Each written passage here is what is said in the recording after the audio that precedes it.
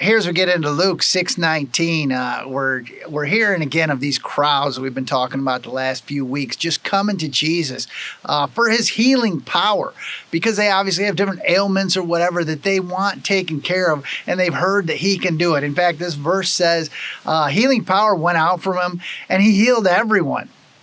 That's a pretty awesome statement. He healed everyone there.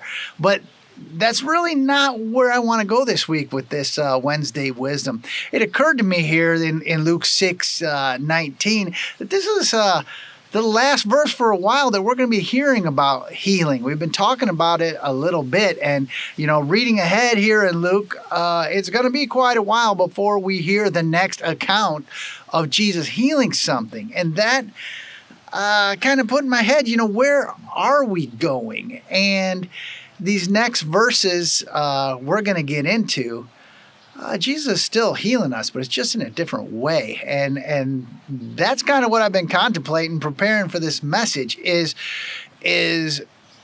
we go to Jesus for one thing, but yet he's always doing a deeper and better work in us. And that is certainly outlined here, where these people are just coming to him because they want to be healed of their physical ailments or whatever they want.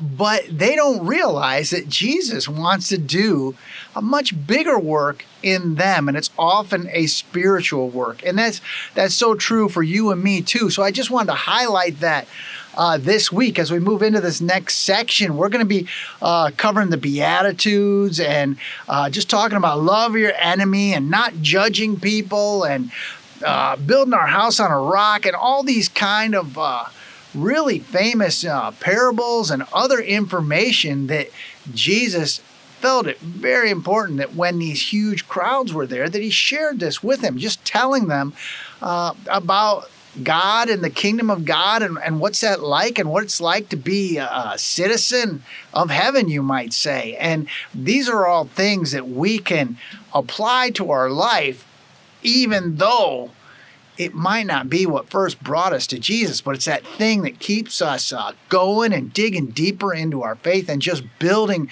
that relationship with Jesus. Just the fact that he shares all this stuff that's so, I would say honestly, it's counterintuitive, certainly countercultural to the way we live today. It's going to be a lot about your rewards aren't here.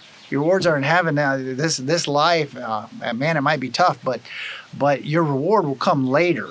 And loving your neighbor like yourself and all this stuff that, man, you might say back in that day was very foreign. But you know what? Here we are all these thousands of years later. And I would say most of us don't live any different. It's all about us and what we want, not only from our life every day, but even from a relationship with Jesus, or even going to church. It might not be, hey, this is what I want here for a time, but then something happens and you get kind of twisted up and you go looking elsewhere. But it's not about us, is basically what Jesus is saying, is that it's about the work he's going to do in us as we do our best to follow him as humans.